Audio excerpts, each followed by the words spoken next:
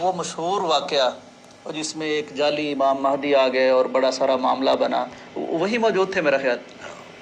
ابھی ایک کتاب چھپی ہے پاکستان میں، اس کتاب میں وہ واقعہ بیان کیا ہے، ایک فوجی ہیں پاکستانی، معلوم نہیں ان کے ذرائع کیا ہیں، ویسے ذرائع انہوں نے بتائے بھی نہیں، حوالے بھی نہیں دیے، لیکن کچھ باتیں انہوں نے کی ہیں کہ فرانسیسی کمانڈوز منگوائے گئے تھے، ان کے لیے شراب بھی آئی تھی اور ان کی اجازتیں دینی پڑی تھی، اور اس طرح کر کے یہ معاملہ اور مسئلہ حل ہوا تھا۔ آپ وہاں چشمدید گواہ بھی ہیں، حالات بھی دیکھے، عربی بھی آتی تھی، طالب علم بھی تھے، رسائی، تو کیا واقعہ تھا اصل؟ وہ سعودیہ والے حج کے دنوں میں 4 ماہ کے لیے وہاں ٹرانسلیٹر رکھ لیتے ہیں تھانوں میں، کیونکہ وہاں بنگلہ دیشی ہے، ہندوستانی ہے، پاکستانی ہے، بر صغیر کے جو آدمی ہوتے ہیں نا، ان کا ترجمانی کرنی ہوتی ہے عربی میں ان کو اردو میں بتلانا ہے اور تھانے والوں کو ان کی عربی کر کے بتلانی ہے۔ تو میرے پاس بنگلہ دیش اور ہندوستان اور پاکستان کا ملک تھا۔ شرطۃ الاجیاد تھانے میں میری تعیناتی ہو گئی، مجھے دفتر دے دیا گیا۔ ایک دن مجھے مدیر شرطہ نے بلایا، تھانے دار نے بلایا، کہنے لگا کہ شیخ صاحب آپ نا ایک طرف ہو جائے، آپ ادھر نہ آیا کریں، جب مہینہ ختم ہو جایا کرے گا نا تو آپ کو تنخواہ دے دیا کریں گے، آپ ادھر نہ آئے۔ میں نے کہا کیا وجہ؟ اس نے کہا کہ وجہ یہ ہے کہ مکہ کے بیت اللہ کے اندر نا کچھ اس طرح کے لوگ آگے ہیں جو وہاں فیرنگ کر رہے ہیں، لوگوں کو مار رہے ہیں، ان کی شکل و صورت، شباہت، لباس، وضاحت آپ جیسی ہے۔ اچھا، تو یہاں ہمیں اطلاع مل چکی ہے کہ چند گھنٹوں کے بعد مکہ پر فوج نے قبضہ کر لینا ہے، یہ تھانے تھونے سارے فارغ ہو جائیں گے، یہاں بھی فوج آ جائے گی۔ ہم تو آپ کو جانتے ہیں لیکن وہ تو آپ کو نہیں جانتے ہوں گے، تو وہ شعبے میں آپ کو پکڑ نہ لیں، آپ کو کوئی تکلیف پریشانی نہ ہو، پریشانی نہ، آپ چلے جائیں۔ میں نے کہا ٹھیک ہے۔ میں اس سے پہلے 18 ذوالحجہ کو مولانا صاحب کو اپنی اہلیہ کو واپس وطن بھیج چکا تھا۔ یہ 18 ذوالحجہ کے 12 دن کے بعد 1 محرم سن 1400 میں یہ واقعہ ہوا ہے۔ تو میں جب واپس جا رہا تھا تو میں نے کہا دیکھوں تو صحیح کہ یہ کیا، کون ہے لوگ ادھر آئے ہیں۔ بیت اللہ کے دروازے بند ہیں سارے، اور انہوں نے صبح کی نماز کے بعد وہ اندر آئے ہیں، جنازوں کی شکل میں اسلحہ لے کر آئے ہیں۔ دروازوں پر جو گیٹ کیپر تھے ان کو انہوں نے پکڑ لیا اور اپنے آدمی وہاں تعینات کر دیے۔ اس وقت کے جو امام اور خطیب تھے نا، شیخ محمد بن عبداللہ السبیل، فجر کی نماز کے بعد ان سے کہا کہ آپ اعلان کریں کہ مہدی آ گیا ہے، اس کی بیعت کرنی ہے، اگر کس کو شک شبہ ہو تو وہ ہم سے بات کرے۔ وہ تقریباً 10-15 منٹ کی مزاحمت کے بعد وہ تو ان سے نجات پا کر باہر نکل گئے۔ میں جب تقریباً 11 بجے کا ٹائم تھا، دروازے بند ہیں، تو ایک نیچے سے دروازہ تھا جہاں سے یہ مرمتی کا سامان لے کر گاڑیاں آتی تھی نا، میں ادھر سے اندر آ گیا۔ اندر آنے کے بعد جو میزاب رحمت کی طرف برآمدہ ہے نا، میں وہاں گیا تو وہاں دیکھا میں نے کہ وہ سفید پوش داڑھیوں والے وہ دعائیں کر رہے ہیں، دعائے قنوت، اور رو رہے ہیں۔ تو میں بھی ساتھ شامل ہو گیا۔ شامل ہونے کے بعد جب سلام پھیرا انہوں نے تو انہوں نے مجھے کھجوریں پیش کی اور آب زمزم پیش کیا۔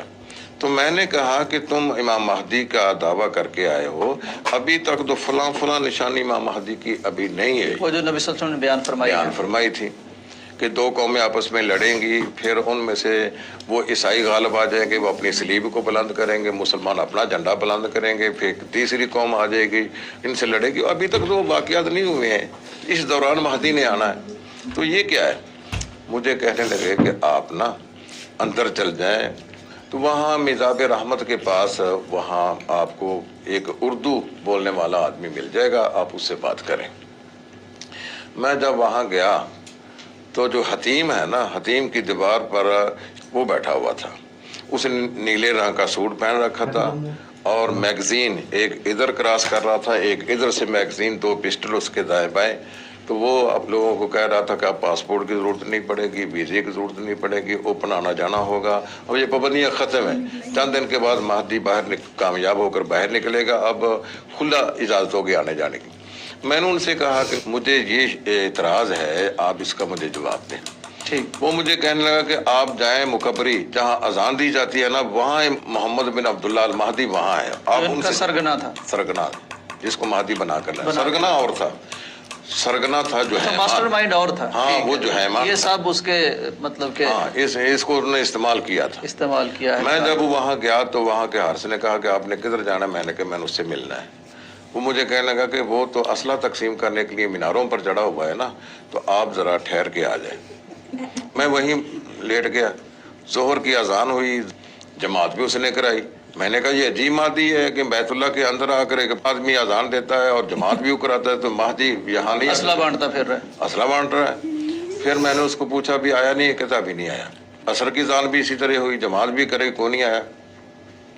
तो इस तरह वो मैंने 3 नमाजें वहाँ पढ़ी हैं, जोहर की, असर की, मगरब की, तो कोई नहीं आया। तो फिर मैंने कहा कि अब भूख लगी हुई है, बाहर जाएं, रोटी खा के फिर आ जाएंगे अंदर। मैं जब बाहर निकलने के लिए इधर सफा मरवा की तरफ गया ना, एक मास्टर रहमतुल्लाह जो ठीक मोड़ का रहने वाला था, उनसे मेरी मुलाकात हुई।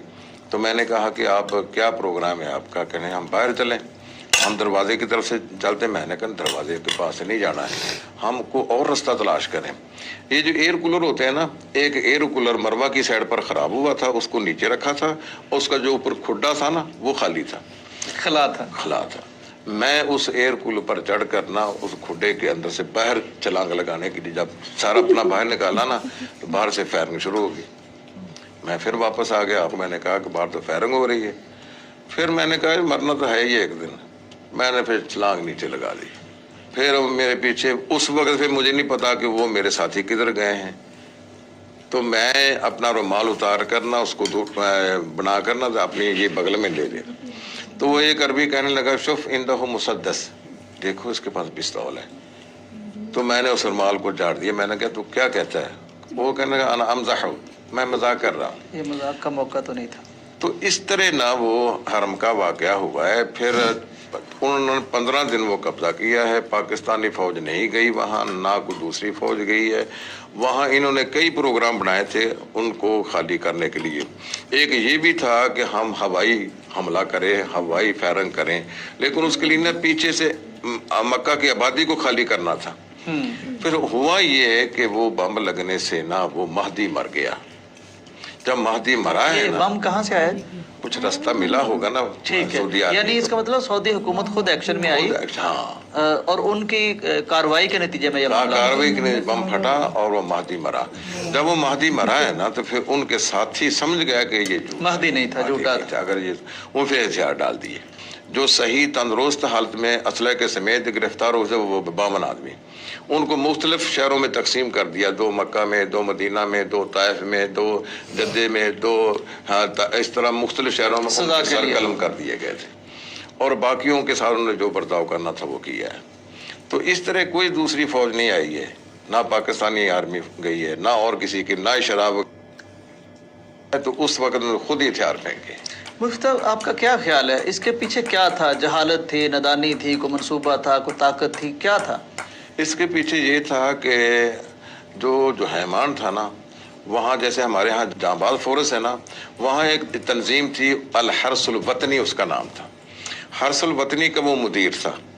तबीयत के अंदर ना सख्ती सी इसमें कुछ सख्ती और जिद में आ जाना और इसी तरह अपनी बात को ज़बरदस्ती मनवाना, नॉर्मल इंसान नहीं था। हाँ, तो इसको उन्होंने ना वहाँ से फारग कर दिया था।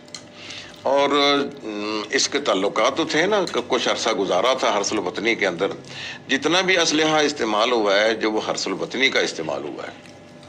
इन्होंने फिर पहाड़ों में निकल गए हैं बाहर, वहाँ जाकर ट्रेनिंग शुरू की है, ट्रेनिंग दी अपने साथियों को, लोगों को। और फिर ख्वाब लोगों को आए हैं कि हमें महदी का ज़ोर हो चुका है। ये आदमी था जिसका हमें ख्वाब में नजर आया। ख्वाबों को पर बुनियाद रख कर उन्होंने उस महदी को सामने लाकर ये काम किया है। और इसके पीछे वो था जो हैमान, जो मुदीर था हर्सुल वतनी, उसका ज़ाती मुफाद था, एक इंतकाम था। और फिर उनमें ये सख्ती भी थी कि वो कहते हैं कि ये जो बेपर्दा औरतें हैं या जद्दे के अंदर फिल्में चल रही हैं, ये नहीं होनी चाहिए। नोटों पर जो تصویریں چھپتی ہیں یہ نہیں ہونی چاہیے، وہ اس طرح کی نہ وہ خفیہ طور پر لٹریچر حکومت کے خلاف پھیلا رہے تھے اور اپنے ساتھیوں کو مسلح ٹریننگ بھی دے رہے تھے۔ تو یہ وہ واقعات بنے ہیں، کوئی باہر کی تنظیم نہیں تھی، کسی نے ایسا نہیں کیا ہے، وہی ایک آدمی تھا ماسٹر مائنڈ، اور اس نے ہی یہ سارا کام کیا ہے۔